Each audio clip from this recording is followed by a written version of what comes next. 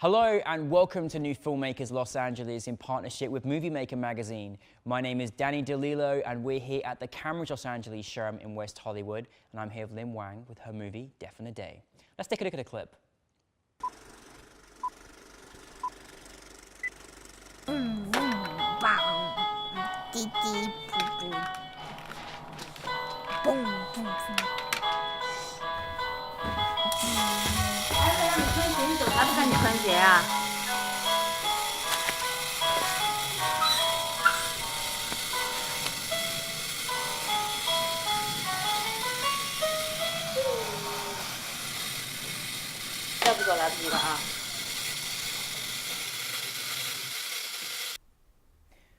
Lynn, thank you very much for being here and congratulations on your film.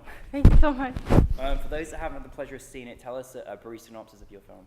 Okay, yeah, it's always hard to summarize your own film, because at the very beginning of the making of it, it was like such a gust of feelings and everything. But I think to the very basis of this film, the story is about this boy who's trying to understand what death is and what it means to him and his family and his dying father, and basically a very sad but a beautiful journey towards it. It really is a beautiful journey. I was so touched, just by in coming from this young boy's perspective and his relationship, and it was very emotional but very powerful. Where did your inspiration come from in making this film? So you can say that I'm a very superstitious person. I dream a lot. Good. I mean, literally. Well, you're a filmmaker. Right. I go to sleep and then I wake up with tons of dreams, and I had to write it down. I had to Wow. I had to keep thinking about it, because to me they're very, very amazing. And so this film comes from one of my dreams as well. Oh, I love that. That's so amazing. So yeah, I think it was we were celebrating New Year on the year of 2015. I remember we had drinks, and then I woke up in the 4 a.m. in the morning, 2016. And I remember I had this dream, and in this dream I was staring at 4 men in a big lake. They're standing right underneath the surface of water, and we're staring back at each other. And it was such a sad and beautiful moment, and I just had this feeling in my head. I was like, I have to capture it in a way. And I have myself a routine as well. I try to figure out why I had those dreams. So I'm trying to understand where those dreams come from. Yeah. But this one particular, I wasn't able to crack. But a couple weeks later, my mom texted me. He's like, so your uncle was diagnosed cancer, and it's already stage 5, and we all know it. Nobody said anything, but we all know he's gonna be soon passed away. So and I immediately connect these two things together. Yeah. And I think maybe that is death in the water telling me that it's coming.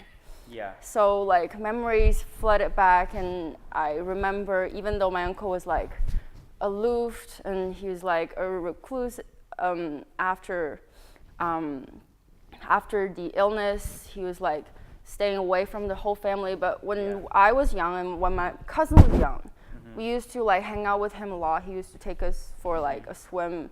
He actually taught us how to swim. So I decided to combine these two things, or figure out a connection, and do something to memorize or to remember his life. Wow. Or him as a person.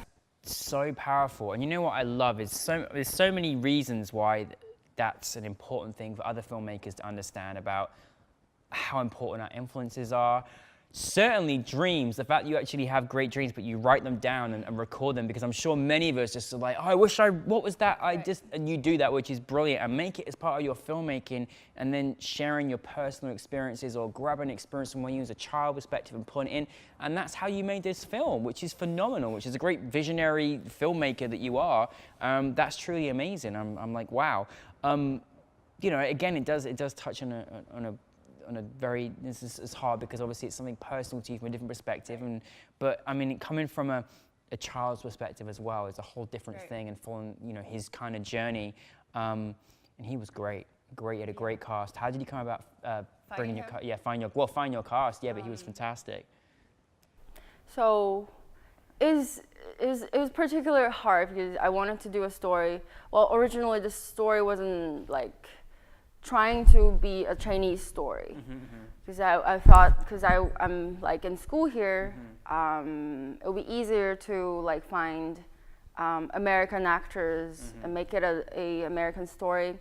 But the more I wrote, the more I like dig deeper in the story, I realized I can't like stay away from my background, my culture. Of course. So it was like almost like very last minute, I decided to change it completely into a Chinese story. I love that you did that. I love that you did that. Right, but it's like particularly hard to film it here. Yeah. And also to find Chinese cast. Yeah, of course. We did a lot of like castings, trying to find like Chinese actors or Chinese American actors here.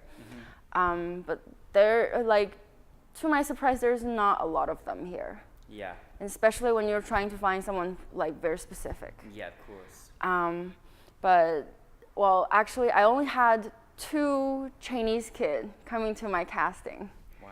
And Evan, the boy who's in my film, he was one of them. So I didn't really have like much to choose from. No. But I think I was like extremely lucky. I just can't imagine anybody else doing it. So yeah, that's great. I think I was like extremely lucky finding him. Yeah, most definitely. And even though he was born here, but his parents, who are actually, they're not like young immigrants. They're I think they're at their 50s. But they had like 2 kids before him, so he's like the younger ones. Right.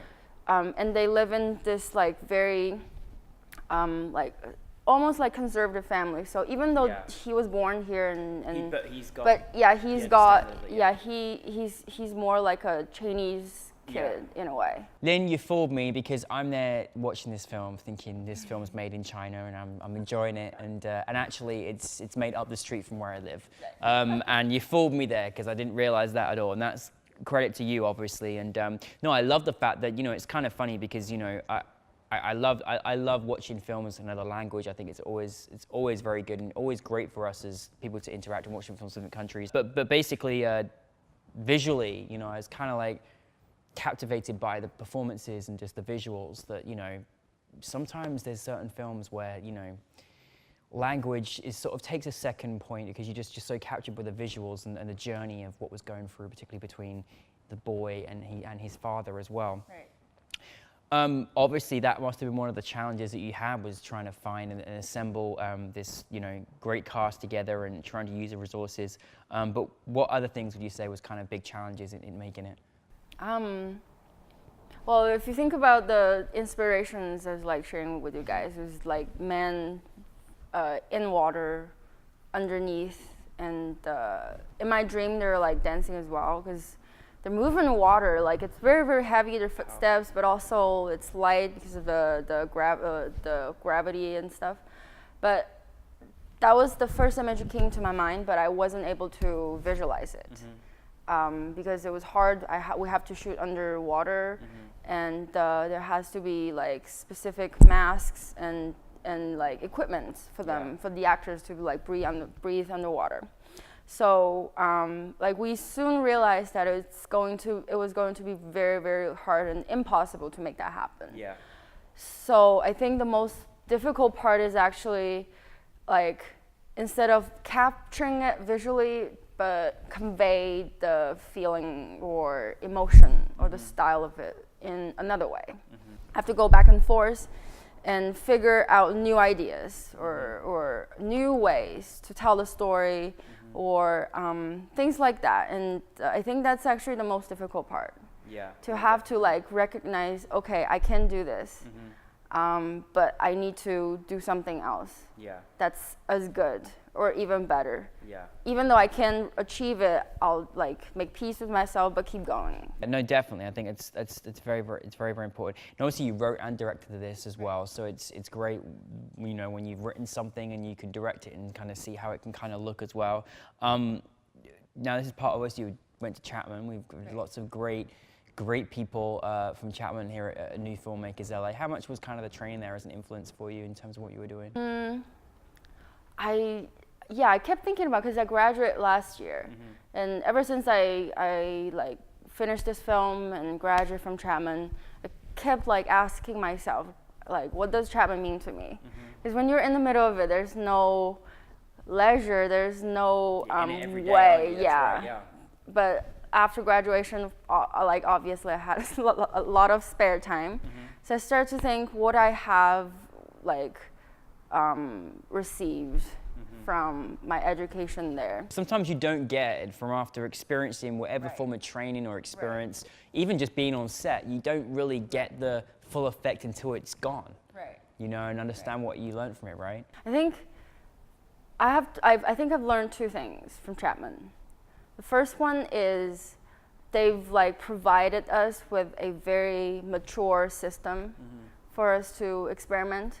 So in a way, you don't have to like go through all the basic chaos when you experience in filmmaking, but you can actually let's say like step up and like think about something that's above it and experience another kind of chaos that's like within yourself. Like it gives you the liberty to like really think about your own story and your own film instead of going through like the craziness of productions. Yeah.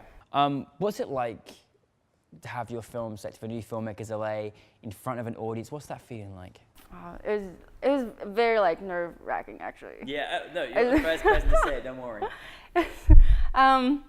So last night, no, actually I started drinking coffee at like 2 p.m. Yeah. I'm with you there. We've got a long night to go through. I get it. And I don't know. It was so strange. I like never had like such experience drinking coffee. I think it was my nerve. I just can't stop like shaking. Oh God, I'm with you there as well. This is experience, isn't it? Yeah, you started shaking. I started shaking, and then I realized, okay, this is not coffee. This is the screening. I was very nervous. Like about going up on stage and showing my film in front of people who's not from my school or from my my friends. Circle, Inner circle, because all my friends, they've seen the film multiple times, so like not a lot of them came last night. Yeah, they're like, we're done. Yeah. So I was actually able to face a very different audience, but after I walked down the stage, I felt great. Good. Oh, thank goodness. It wasn't the coffee. No, it's good. No, but that's a really important point because, you know, it's like releasing your baby, your film you just done. And then when you get a new audience and they experience it themselves, you're like, oh, this is why we did all the hard work for it to be on a big screen for everyone to see and enjoy and appreciate. So that's credit to you that you felt good about that because it was a great film. What's next for you? So I am working on another script. It's going to be a feature. Wow. But still, I think it's like you thought it would be easier, but no, it will always be harder and harder and harder. So I'm like in the middle of writing right now, and hopefully we're going to make it in China. Oh wow! Fantastic. Whereabouts? In like it's either going to be in Shanghai or Hangzhou, two of like the big city in the south. Fantastic. Yeah, because that's where I grew up. That's where you grew up. Yeah. Well, if you want to invite us, any of the new filmmakers, you're very welcome. We'll come and work with you. No, that's fantastic, and I think it's really great. And you know, being immigrant to this country myself, it's great to be able to like bring something from your own country into the US, and it's exciting. You know, it's exciting to journey the film around the world. So congratulations to you, Lynn. Did a great job. I'm looking forward to seeing much more of your work. Thank you so much. All right, thank you very much. Thank you.